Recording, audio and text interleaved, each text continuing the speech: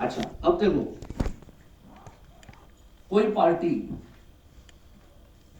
कभी भी mutual fund के लिए कुछ भी कहे, है ना, उसको कभी भी ये मत कहो कि म्यूचुअल फंड खराब है, एसआईपी खराब है, कुछ नहीं मिलता, ऐसा वैसा।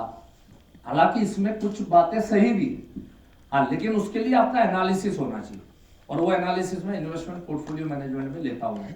19 को जो जा रहा हूँ मैं, 18 को हमारा कमिटमेंट कोर्स है, वहां पे ऑल ओवर इंडिया के, सॉरी ऑल ओवर गुजरात के मेरे सामने 90 लोग बैठेंगे। उस 90 में से 90% MDRT, double MDRT, COT, TOT बैठेंगे। हर महीना एक दिन वो लोग आते हैं, अलग अलग प्रांत से आते हैं। कुछ लोग राजकोट से आते हैं, कुछ लोग जो है वो वहां पे महसाना करके डिस्ट्रिक्ट है, वहां से कुछ लोग आते हैं, कुछ लोग जो बड़ौदा से आते हैं, अलग अलग प्रांत से वहां पर उस सेशन के अंदर में मेरे पास में आते हैं। जो लोग रेगुलर सीखते हैं ना, ऐसे अनेकों लोग हैं। आज भी जो हमारा सेशन था उसमें 90 लोग बैठे थे, और महाराष्ट्र के कोने कोने से आए हुए लोग थे उसके अंदर में। और ये लाइफ टाइम तक हम लोग बहुत सारे ऐसे कोर्सेस हम लोग डिफरेंट डिफरेंट पैमाने पे चलाते हैं। 19 को मैं इन्वेस्टमेंट पोर्टफोलियो मैनेजमेंट के लिए जा रहा हूँ, क्योंकि उन्हीं लोगों ने डिमांड किया, सर एक काम करो, बहुत ऑब्जेक्शन आ रहा है। ऑनलाइन किया हमने, लेकिन एक बार ऑफलाइन इस सेशन को हम लोग करना चाहेंगे, तो इसलिए मैंने 19 तारीख वहां पर दिया हुआ है। उसमें बहुत डिटेल स्टडी बोलता हूँ, लेकिन जब तक वो स्टडी ना मिले ना, तब तक क्या है, खाली खाली ये बोलना अच्छा नहीं लगता कि एसआईपी में कुछ नहीं मिलता, म्यूचुअल फंड में कुछ नहीं मिलता। लेकिन उसको ना छोटी छोटी बातों में उसको समझाने की कोशिश करो। सिर्फ मुझे कोई एतराज नहीं है, आजकल जो ट्रेंड चला है, जो म्यूचुअल फंड सही है, ये कैंपेनिंग चला, करोड़ों रुपए इन लोगों ने लगा दिए, धोनी को लिया गया, सचिन तेंदुलकर को लिया गया, राइट, ये रोहित शर्मा कहते हैं, जसप्रीत बुमराह कहते हैं, सब टीवी पे आके एडवर्टाइज करते हैं म्यूचुअल फंड सही है, म्यूचुअल फंड सही है। अभी अभी एक ऐड चल रही है, उसमें यह दिखाया गया है कि सचिन तेंदुलकर कोई ऐड कर रहे हैं, कैमरामैन यहां बैठा हुआ है, और वो कहता है ये लोग तो ना सब कुछ सही है कह के निकल जाते हैं, फंसते तो हम लोग हैं, मेरा पोर्टफोलियो डाउन हो गया है। बाजू का जो कैमरामैन है वो भी कहता है मेरा भी पोर्टफोलियो डाउन हो गया है। उतने में सचिन साहब आते हैं, ऐड देखा है आप लोगों ने? उतने में सचिन साहब आते हैं और सचिन साहब कहते हैं मेरा भी पोर्टफोलियो डाउन हुआ है। शेयर बाजार का तो ऊपर नीचे होना स्वाभाविक है, लेकिन हमें फोकस्ड रहना है और हमें वर्षों वर्षों तक इन्वेस्टमेंट जारी रखना है। ये ऐड आती है। अब इसमें सचिन तेंदुलकर जैसा आदमी क्या कह रहा है, मेरा भी पोर्टफोलियो डाउन हुआ है, राइट।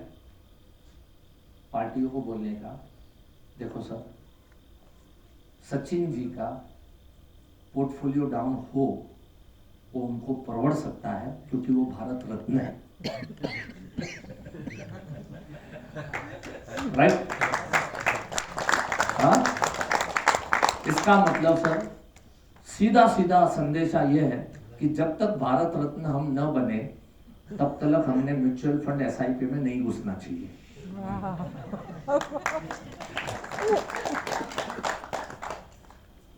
और देखिए साहब, सचिन जी का पोर्टफोलियो डाउन नहीं, जीरो भी हो गया तो भी उनको कोई टेंशन नहीं है, क्योंकि भारत सरकार will take care of Sachin ji. हमारा कौन केयर करेगा सर? हमको संभालने कौन आएगा सर? इसलिए अपना इन्वेस्टमेंट सोच समझ के सही जगह पे करना चाहिए सर। सचिन तेंदुलकर भारत रत्न होने के बावजूद उसका पोर्टफोलियो डाउन हो सकता है, तो आप और हम किस खेत की मूली है सर? ये किसी की इज्जत नहीं करते सर। देखिए sir, mutual fund, SIP, share market, बहुत ही सेंसिटिव मामला होता है।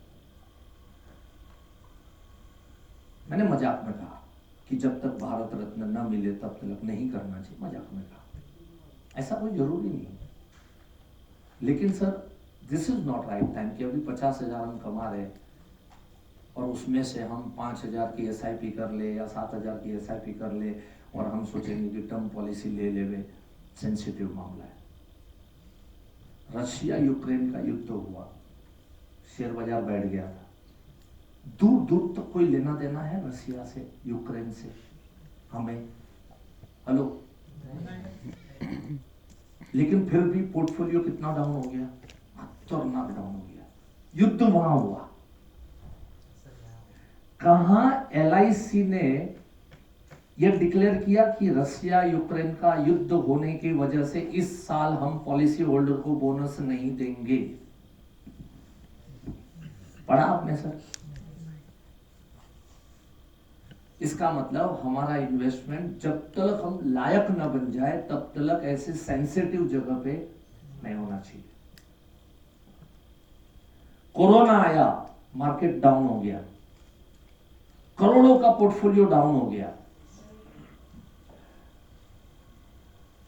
एक न्यूज ऐसी मेरे को सुनाओ, 2 साल तक कोरोना रहा कि कोरोना होने की वजह से LIC ने बोनस डिक्लेयर नहीं किया, इनफैक्ट ज्यादा दिया सर। कोरोना वाले साल में हमने रिकॉर्ड ब्रेक बोनस दिया, 55,000 करोड़ रुपए हम लोगों ने डिस्ट्रीब्यूट किए LIC ने, जबकि सब ठप हुआ था, सब धंधा बैठ गया था, सब कुछ स्टॉप हो गया था। लेकिन हमारी LIC स्टॉप नहीं हुई सर। तो हमारे जब तक हम मिडिल क्लास है तब तक हमने हमारा इन्वेस्टमेंट कहां रखना चाहिए सर?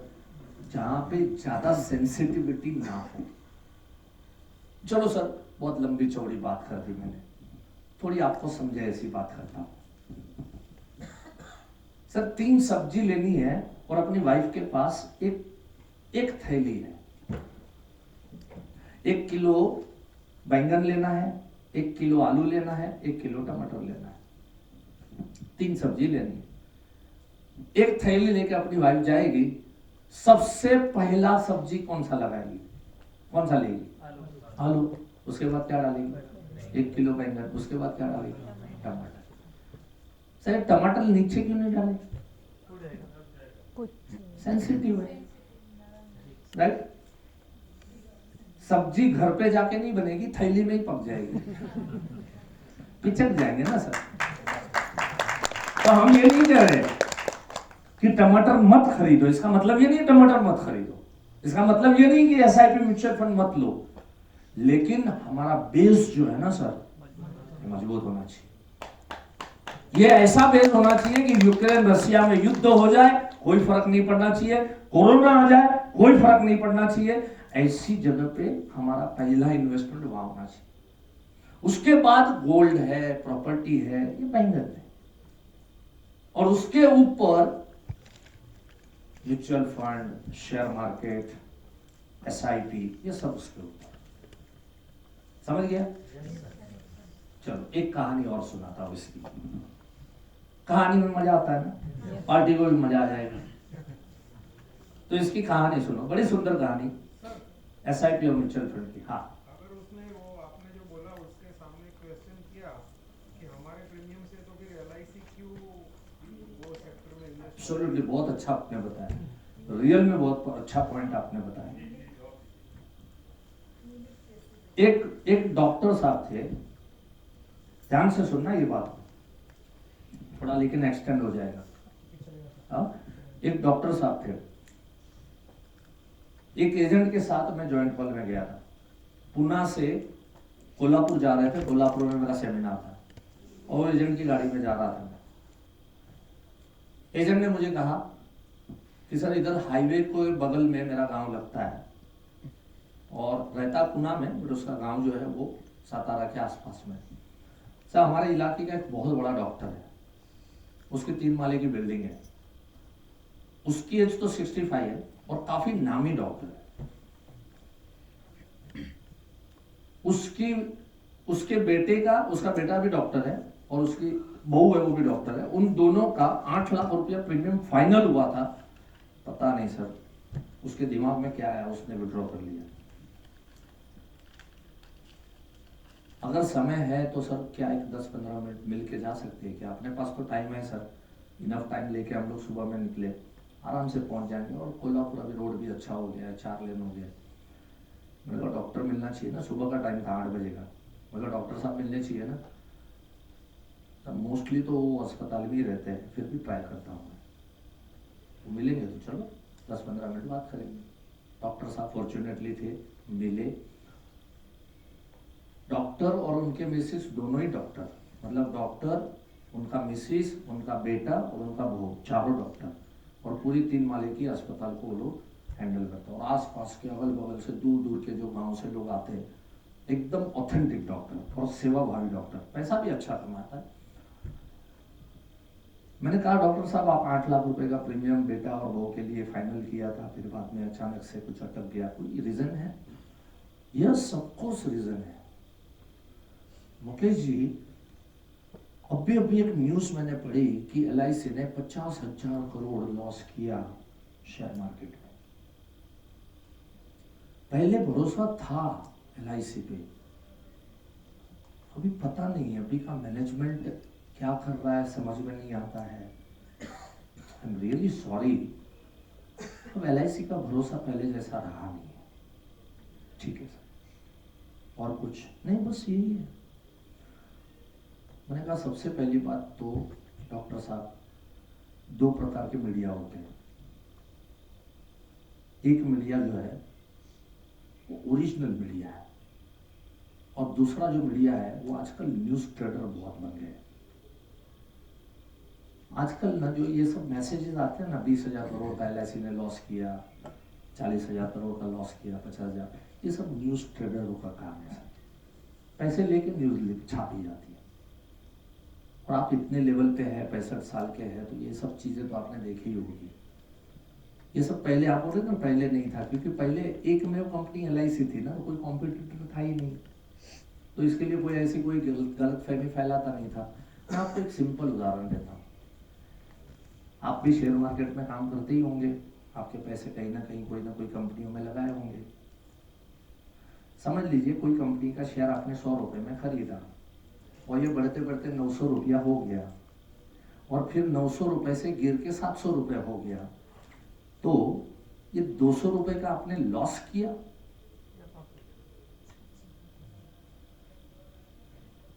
या 600 रुपए का प्रॉफिट किया? 600 प्रॉफिट किया। लेकिन ये जो न्यूज ट्रेडर है ना, वो ये दिखाने की कोशिश करते हैं कि 900 रुपए था तभी अगर LIC ने बेच लिया होता, है ना, तो 200 रुपए का प्रॉफिट होता। ये जो फिगर दिखा रहा है ना, वो नोशनल लॉस है, it is not real loss. इसको सर हमारी अकाउंटिंग प्रिंसिपल में उसको कहते हैं नोशनल लॉस। ओ ऐसा है, ऐसा ऐसा। आज LIC ने लिए हुए कोई शेयर्स जो है ना माइनस में नहीं है, बहुत कम होते हैं ऐसे, क्योंकि LIC बड़ी लॉन्ग टर्म का इन्वेस्टमेंट करती है। वेरी गुड मुकेश जी, एक बात क्लियर हो गया। मैंने कहा नहीं, अभी और एक चीज मैं आपको बताता हूं, इसमें आपका जवाब आ जाएगा। ये भी तो हो सकता है कि ये सेंसिटिव मार्केट है और रियल लॉस बहुत हैवी कर भी सकती है। तो जस्ट फॉर योर नॉलेज मैं आपको बताऊं, LIC, कोई भी company, not only LIC, IRDA का रूल है कि लोगों से लिया हुआ पैसा मैक्सिमम 15% तक शेयर मार्केट में रख सकते हो। 85% पैसा शेयर मार्केट पे अलाउड ही नहीं है। वो तुम्हें गवर्नमेंट बॉन्ड या ऐसी जगह पे तुम्हें रखने पड़ेंगे, सिक्योरिटीज में रखने पड़ेंगे हर कंपनी को। तो मेरी LIC ने सिर्फ 7% पैसा शेयर मार्केट में लगाया, लेकिन क्योंकि हमारी कंपनी सर 42 लाख करोड़ की कंपनी है, तो इसके 7% भी करोड़ों में होते हैं। इसलिए फिगर्स आते हैं ना, इतने करोड़, वो करोड़, ये करोड़, वो सही है, फिगर गलत नहीं है, बट इट इज ओनली 7%। अचानक ना डॉक्टर साहब एकदम चौंक गए। तो फिर मुकेश भाई ये 93% पैसा कहाँ है? मैंने कहा डॉक्टर साहब एक बात बताओ, ये काफी रिमोट इलाके में अस्पताल है, यहाँ पे पानी का व्यवस्था कैसा है? 24 घंटा मुकेश भाई अस्पताल है, 24 आवर्स। यहाँ पे बिजली की व्यवस्था कैसी है? 24 आवर्स। ऑपरेशन चल रहा है और अगर बिजली चली गई, किसी पेशेंट की जान चली जाएगी। 24 आवर आती है बिजली। ये सर हम लोग अभी जो अस्पताल में आए ना, तो बगल में ब्रिज बना हुआ देखा हमने हाईवे पे। सर आप तो इतने लेजेंड हैं इतने सालों से, यहाँ के सांसद तो आप जानते ही होंगे, फोन लगाइए और उनको पूछिए कि ये ब्रिज के लिए पैसे किसने दिए। सर ये ब्रिज के लिए पैसे LIC ने दिए, लाइट के लिए पैसे LIC ने दिए, वाटर डिपार्टमेंट को पैसे LIC ने दिए। आज इसकी बदौलत आपको बिजली, पानी और अच्छी सड़कें और अच्छी सुविधाएं तुमको मिल रही है। ये अभी बड़ी वाह हो रही है ना, वंदे भारत, हर जगह की कनेक्टिविटी बढ़ रही है, ये है वो है। LIC has invested 1,50,000 crore with railways, with 50 years bond, 50 साल का लंबा बॉन्ड, और ये 1.5 लाख करोड़ के ऊपर रेगुलर फिक्स ब्याज government of India railway department से आता रहेगा। ये तो पिन्नट है, ये 7% जो लगा है चना कुरमुरा है। इसलिए हमारी कंपनी बहुत स्ट्रांग है। मैं सच कहता हूँ, अपनी कंपनी को जानो। मेरा ना 1 डे का फंडामेंटल कोर्स आता है, जिसके अंदर मैं अपनी कंपनी की ताकत क्या है उसी का किस्सा सुना है। आप मुझे कुछ भी अगर पूछोगे ना, तो कोई ना कोई कोर्स के कुछ कंटेंट की पॉइंट मेरे को यहाँ पे लेनी पड़ेगी, लेकिन वो 8 घंटे के पॉइंट है, यहाँ पर मुझे 8 मिनट आपको समझाना पड़ता है। उसके एक पॉइंट मैं आपके सामने रख देता हूँ यहाँ पर। इसलिए कह रहा हूँ, ये जो चीजें है रेगुलर बेसिस पे इस तरह से सीखना। ठीक है, क्लियर हो गया? सो इसलिए अपना पैसा जो है वो सेफ है, इसीलिए तो फर्क नहीं पड़ा ना।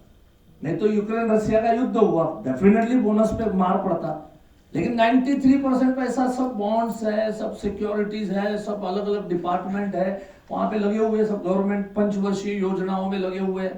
ये सड़कें बन रही है, समृद्धि हाईवे, ये नितिन गडकरी साहब इतना बड़ा जो प्रोजेक्ट उठा रहे हैं, ये सब LIC के बलबूते पे। इतना बात समझना, ये बुलेट ट्रेन का पैसा 70% पैसा दे रही है अपनी LIC दे रही है। तो इंडिया, हाँ जापान तो देखो, आज जापान थोड़ी 100% इन्वेस्टमेंट करेगा। जापान टेक्नोलॉजी दे रहा है तो वो अपना शेयर ले रहा है, लेकिन बाकी का शेयर पैसा तो देना पड़ेगा ना। ऐसा नहीं है जापान 100% पैसा दे देगा। सम ऑफ द शेयर्स है, सम ऑफ द उनका इन्वेस्टमेंट, उनकी टेक्नोलॉजी है, उनकी ट्रेनें हैं, तो इसके लिए वो फैसिलिटी उनको मिल रही है। बाकी का पैसा तो LIC ने दिया ना, गवर्नमेंट ने अपने तिजोरी से थोड़ी ना दिया। तो इसलिए बिल्कुल बेफिक्र रहो। और इसलिए मैं कह रहा हूं कि LIC छोड़ के किसी कंपनी का काम करने का भी नहीं। राइट, अपना देश बड़ा हो रहा है बॉस, अपना देश ग्रो कर रहा है। हमारे लाए हुए पैसे अपने देश के लिए, अपने लोगों के लिए इस्तेमाल हो रहे हैं। आज प्राइवेट कंपनी में पैसे जाएंगे तो कहां जाएंगे? उनकी कंपनी में जाएंगे। आधे पैसे विदेश में चले जाएंगे, क्योंकि टाटा AIA तो आधा इधर रहेगा, आधा उधर जाएगा, और आधा जो यहां रहा वो भी टाटा अपनी कंपनी को ग्रो करेगी। राइट, सो LIC को और थोड़ा अच्छे से जानो, बहुत डिटेल में जानो। चलो वो कहानी, तोता वाली कहानी। हाँ, शेयर मार्केट में बताइए, बहुत लोग ये भी बोलते हैं कि गवर्नमेंट बहुत शेयर बेच है, थोड़ा इस पे IPO वाला क्या आप मेरा YouTube पे बहुत डाला हुआ है, सब देखो। मैं कसम से रोज एक नियम बनाओ। चलो कोई कोर्स में बताओ जाओ, लेकिन रोज एक नियम बनाओ, रोज सुबह में एक वीडियो 10-15 मिनट की देख लो। 365 वीडियोस है, 365 वीडियो है, नहीं 300 मतलब 70-75 वीडियो होगी, लेकिन हर रोज की एक वीडियो नक्की करो। एक बोल रहा हूं मैं, ये नहीं बोल रहा हूं 10-10 देखो, रोज एक सुबह में नियम बनाओ यार, रात को सोने से पहले एक वीडियो मेरे को देखनी। उसमें मैंने सब सवाल जब जब आए ना, जब जब ये पॉइंट आए, उस समय पे मैंने ये सब के मैंने जवाब दिए, बहुत डिटेल में जवाब दिए मैंने।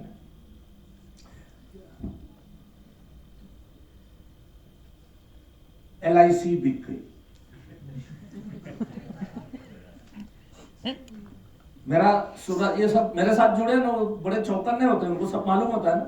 सूरत का एक एजेंट है, एक पार्टी ने उसको फोन किया, ये सब न्यूज में सब आता है नॉनसेंस, वो फोन किया, बोल रहा है तेरी LIC बिक गई। और जनरली ये वही लोग बोलते हैं जिन्होंने लिया नहीं है पॉलिसी।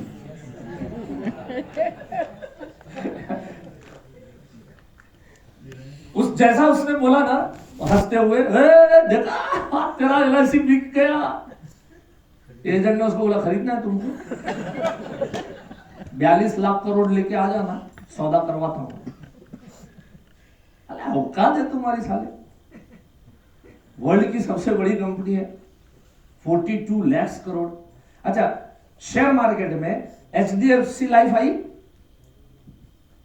हेलो आई, SBI लाइफ आई, ICICI प्रूडेंशियल आई, तभी तो किसी ने नहीं बोला ये बिक गई। LIC शेयर मार्केट में बोला LIC बिक गई। अच्छा, रिलायंस शेयर मार्केट में है, टाटा है, बिक गई क्या? मुकेश अंबानी के हाथ से चला गया, रतन टाटा के हाथ से कंपनी चली गई? पता तो है नहीं, समझदारी है नहीं, वो बेवकूफ जैसी बातें करते हैं। और हमको ज्ञान नहीं है, इसके लिए ऐसे बेवकूफों को हम भी झेल लेते हैं। जब तक 51% का शेयर होल्डिंग जिसके भी पास है, तब तक वो कंपनी के राइट्स और अधिकार उसके पास है। जब ये परसेंटेज 49 हो गए तो कंपनी हाथ से जा सकती है। उसमें भी संभावना नहीं के बराबर होती है, क्योंकि 51 सब एक होंगे तब होगा ना।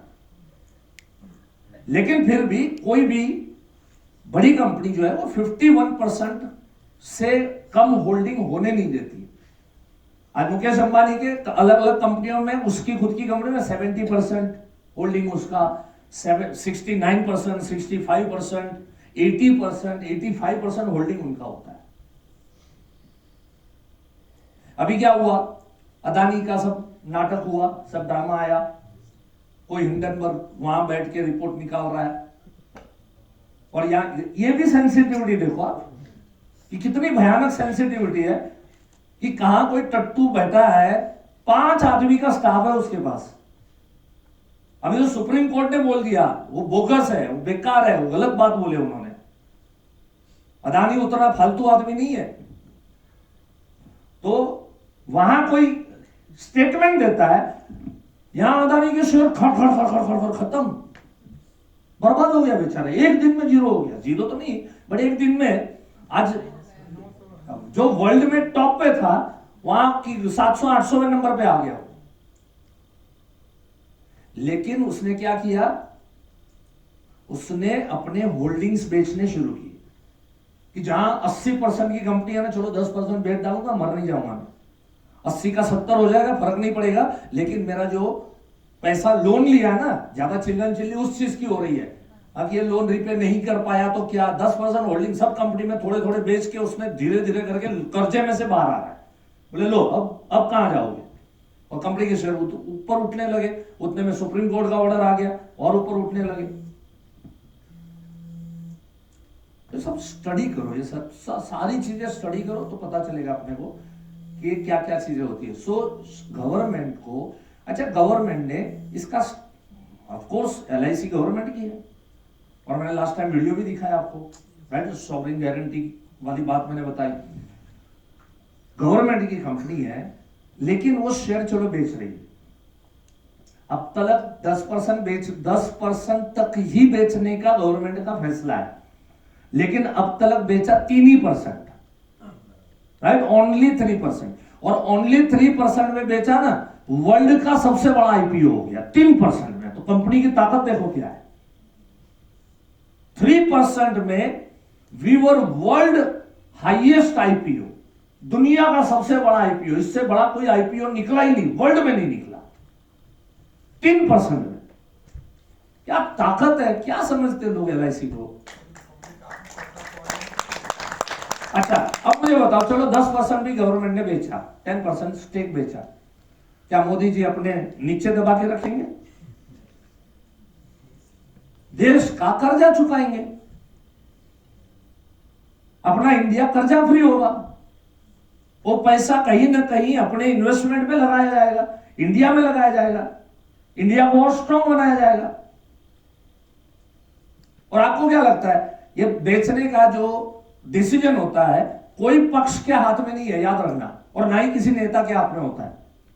ये इंडिया को ब्यूरोक्रेट्स चलाते हैं, IAS ऑफिसर चलाते हैं, इन लोगों की सजेशन होती है कि आज ये कंपनी के 10% अगर हम बेचेंगे तो इतना करोड़ों रुपया जो आएगा, इससे हम ये करेंगे तो कर्जा ये होगा, फलाना होगा, इससे होगा, इससे अपना GDP ये आएगा, फलाना आएगा, ये आएगा। ये सब उनकी सोच होती है।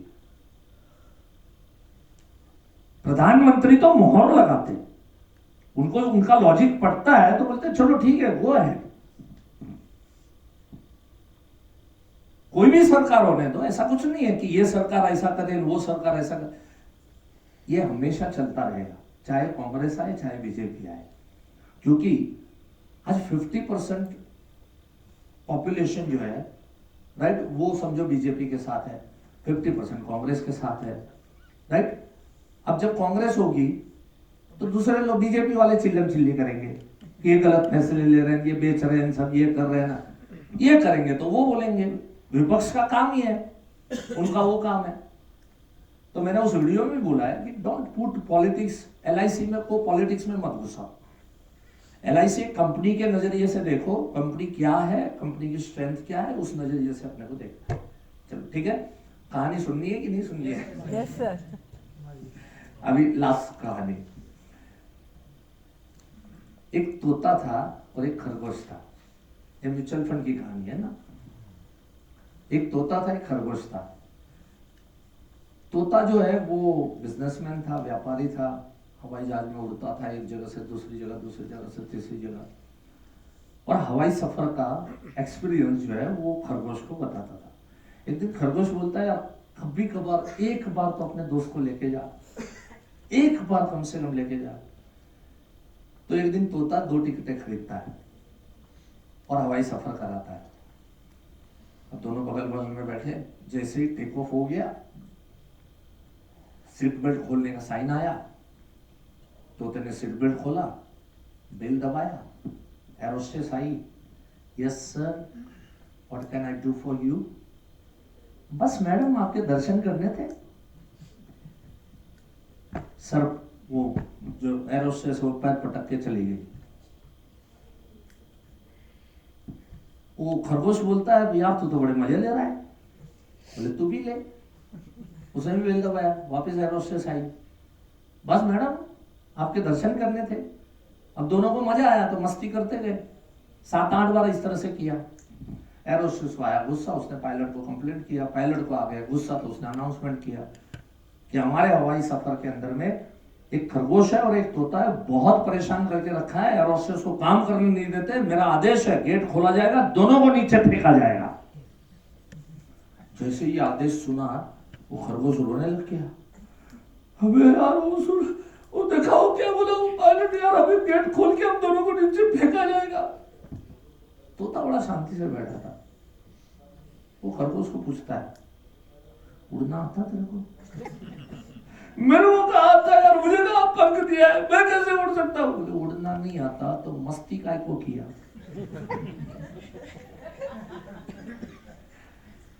SIP, mutual fund, share market, मस्ती है मस्ती। जब तक उड़ने के लायक न बने तब तक इस मस्ती में घुसने का नहीं। सर जिस दिन 2 लाख महीना कमाओगे ना सर, यही मुकेश जोशी आके कहेगा सर अब SIP शुरू करो, मैं खुद आपको सलाह दूंगा। लेकिन 40,000 की इनकम में सर नहीं करना चाहिए, ऐसा मेरा मानना है। मर्जी आपकी, पैसा आपका, जिंदगी आपकी। लास्ट एक बात बताऊं, हर आए दिन आप न्यूज़पेपर में हर शहर में आप न्यूज़ पढ़ते होंगे कि शेयर बाजार इतना पॉइंट गिरा और किसी व्यक्ति ने 20वें माले से उड़ी मार के सुसाइड कर लिया। ऐसा न्यूज आता है कि नहीं आता है? हेलो, हाँ या ना? पढ़े हैं ना आप सब लोग? सर एक न्यूज मुझे ऐसी दिखाओ कि 20 साल से LIC में प्रीमियम भर भर के थक गया, कंटाल गया और 20वें माले से सुसाइड किया।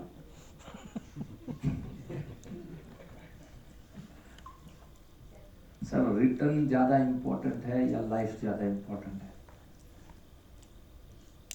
Life is much precious than return. इसलिए हमारा पैसा सेफ जगह पे रखो, आलू की जगह पे फिट कर दो और फिर बाद में टमाटर के लिए खेलना है खेलना, जितना खेलना है खेलो, लेकिन अभी नहीं। This is not right time. ऐसा सलाह हम लोगों ने पार्टियों को देना चाहिए। ठीक है, चलो, so thank you so much.